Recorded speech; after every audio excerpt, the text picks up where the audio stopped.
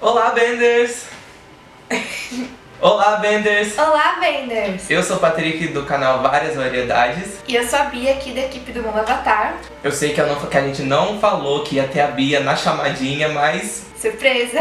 Surpresa, a dona desse roteiro, uma das donas, né? Uma das fãs mais doidas da Katara. Sim. É sobre isso que a gente vai falar hoje. A gente vai fazer uma análise super completa de uma das personagens mais icônicas da série, odiada por uns, E amada por outro. amada por outros, a Katara.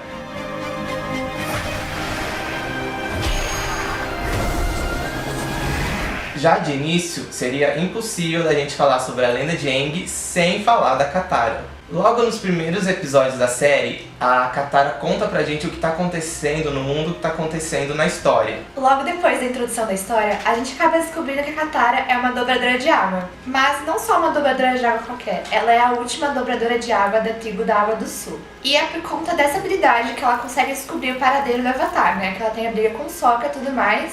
Aí ela, dá um rage, assim, quebra o iceberg e ele sai. E aí, como ela quer achar um mestre, né, já que não tem ninguém na tribo dela pra ensinar, ela decide viajar com o Aang e com o Sokka até a tribo da Água do Norte pra eles encontrarem um mestre pra ela e pro Aang. Então, no decorrer dos próximos capítulos do livro 1, a gente vai descobrindo um pouquinho mais sobre a história da Katara e a história da tribo da Água do Sul. O que acontece é que depois de matar todos os nômades do ar, a Nação do Fogo foi perseguir todos os dobradores de água para evitar que o Avatar reencarnasse na próxima Nação do Ciclo. E é nesse momento que a Katara acaba sofrendo a perda mais dolorosa para ela, que é um dos motivos pelo qual ela quer aprender a lutar, que é a perda da mãe dela. Um dos comandantes da Nação do Fogo, chamado Yonha, estipula uma tripulação, Atacantes do Sul, e vai até a tribo da Água do Sul pra fazer uma busca lá pelos dobradores de água. E a mãe dela, pra proteger a Katara, acaba falando que a última dobradora de água na verdade é ela, só que no caso era a Katara.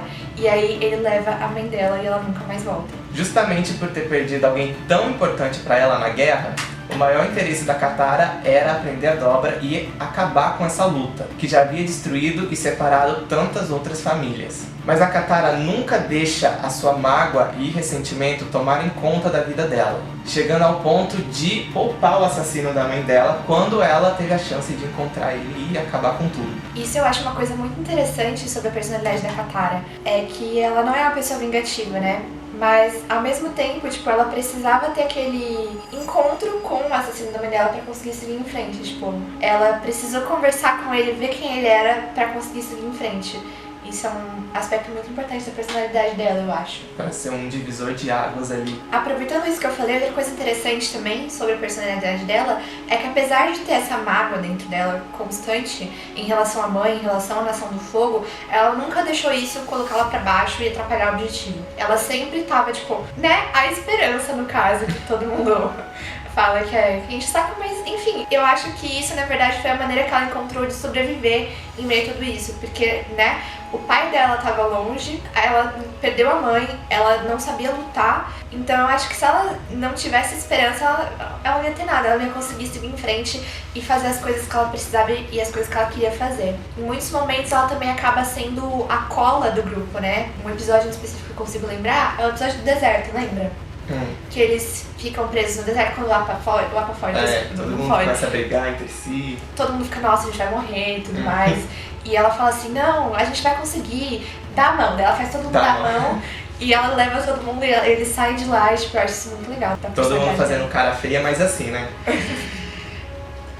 Todo esse cuidado, todo esse espírito materno da Katara vem do amadurecimento que ela teve que ter. Perdeu sua mãe muito cedo, teve que tomar conta da tribo, quando seu pai e outros guerreiros foram pro Reino da Terra ajudar na guerra. A gente vê logo nos primeiros episódios que a Katara tem um grande senso de justiça e também um nível de maturidade atípico para a idade dela. A gente percebe isso também logo nos primeiros episódios, quando o Aang chama ela pra brincar de treinar no pinguim. E aí ela fala assim, nossa, eu não fazia isso desde que eu era criança. Aí ele fala, mas você ainda é criança. Então, É tipo, é engraçadinho, mas também é um pouco triste, né? Pensar que ela, tipo, perdeu grande parte da infância dela. Foi como eu falei antes, se ela tivesse deixado tudo isso abalar ela, tipo, nossa, não tinha infância e tudo mais, ela realmente não conseguiria fazer tudo isso que ela fez, né? Cuidar da família. Ela tinha, o quê? 14 anos. Tava ali saindo da fase de criança, mas ainda, né, ela perdeu muito tempo de coisas que ela poderia ter vivido como criança. E essa maturidade também se estendeu pra além da tribo. A gente vê no decorrer da série que ela assume esse papel de mãe em vários outros momentos, tanto com seu irmão, com a Toph e até mesmo com o Aang. Sim, e eu acho que é uma coisa que ela não consegue evitar, né? O pessoal chama ela de chata, mas eu acho que é uma coisa que ela tipo, aprendeu literalmente a sobreviver dessa forma com as dificuldades que estavam tendo devido à guerra e tudo mais. Então, pra ela é o que parece certo. Eu não acho que ela faça isso porque ela quer ser chata. Então, pra vocês que acham que a Katara é chata... É precavida. E além disso, a Katara sempre parece ter a calma e o foco necessário pra direcionar o time Avatar pro próximo objetivo deles.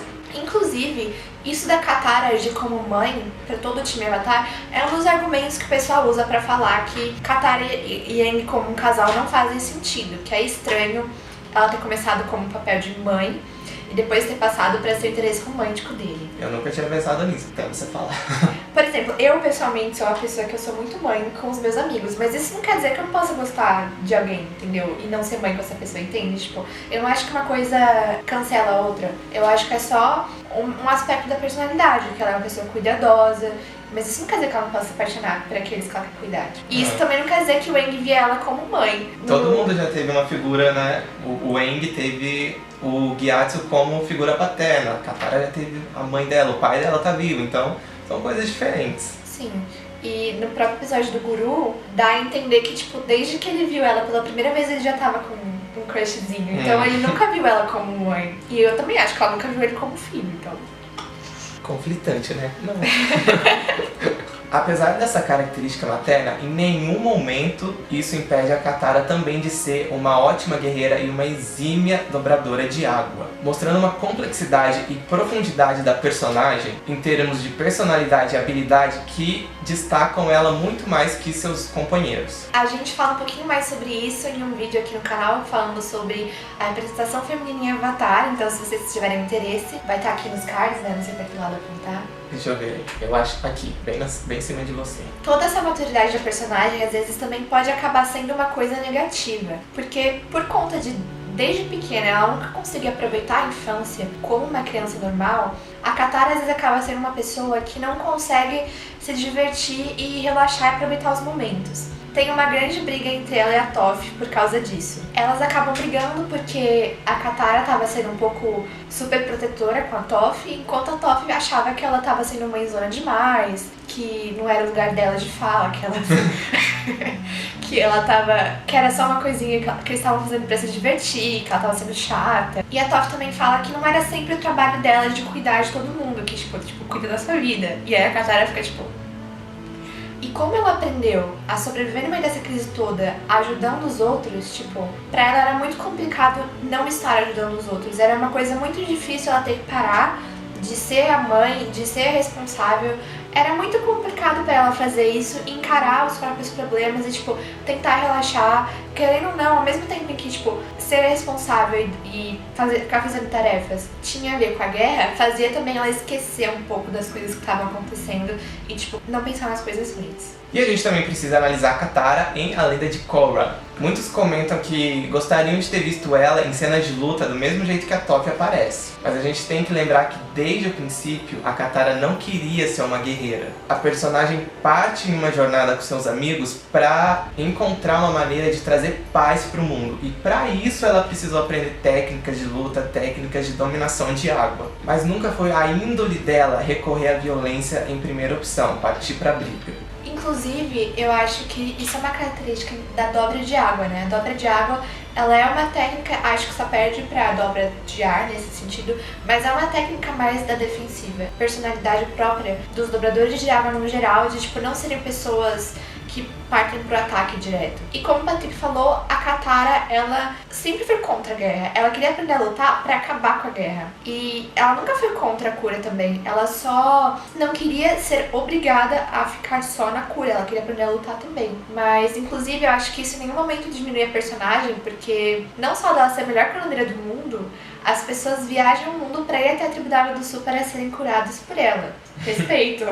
Respect. Agora, voltando a falar um pouquinho sobre a Nina Jane, um dos principais conflitos da Katara era com a Toph, enquanto parte do time Avatar. E é legal a gente comparar isso daqui com o desenvolvimento da Pérola e da Ametista em Steven Universo. É uma mistura de relação mãe e filha. No caso, a Katara, ela se assemelha mais com a Pérola, que é a mãezona, que é a pessoa que gosta de fazer tudo certo, que é responsável, que ela se preocupa com os outros, que se acontecer alguma coisa errada ela surta. E a Toph seria mais a Ametista, que é tipo, ai, deixa pra lá, tipo, toda relaxada, assim. E com o tempo, elas vão se entendendo melhor e vão compreendendo os motivos uma da outra e acabam tendo uma relação mais como irmãs. Um exemplo delas já agindo como irmãs é naquele episódio Os Contos de Ba Sing Se, né? E, inclusive, uma defende, na verdade, a Katara defende a Toph, né? Quando as meninas, tipo, atacam ela e tudo mais. Não atacam, tipo...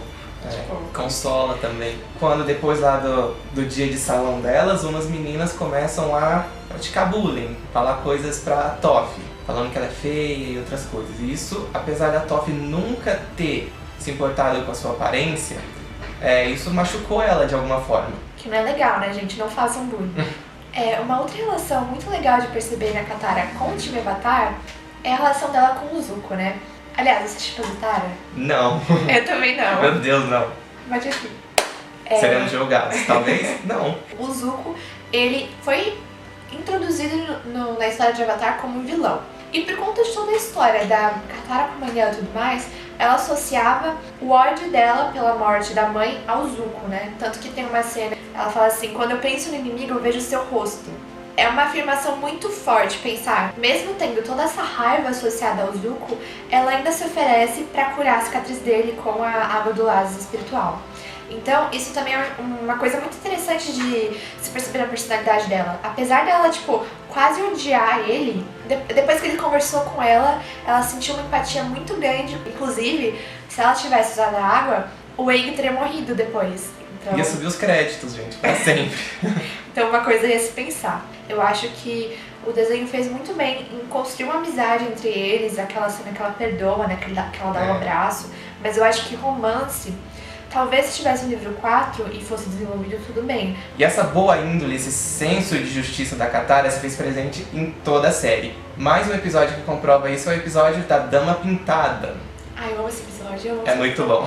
Apesar de todo aquele planejamento meticuloso do Sokka pra deter o Ozai durante a passagem do cometa, a Katara arquiteta um plano diferente pra fingir que o Appa foi envenenado lá no vilarejo, né? Que, se vocês lembram, o rio estava envenenado por causa de uma fábrica da Nação do Fogo. Ela faz esse plano pra eles ficarem mais um tempo e poder ajudar esse vilarejo. Mas é ardilosa mesmo, hein? Fazer esse plano todo com o Appa. Ela chega, inclusive, a entrar num conflito direto com os soldados da fábrica da Nação do Fogo que eles destruíram para poder salvar o rio.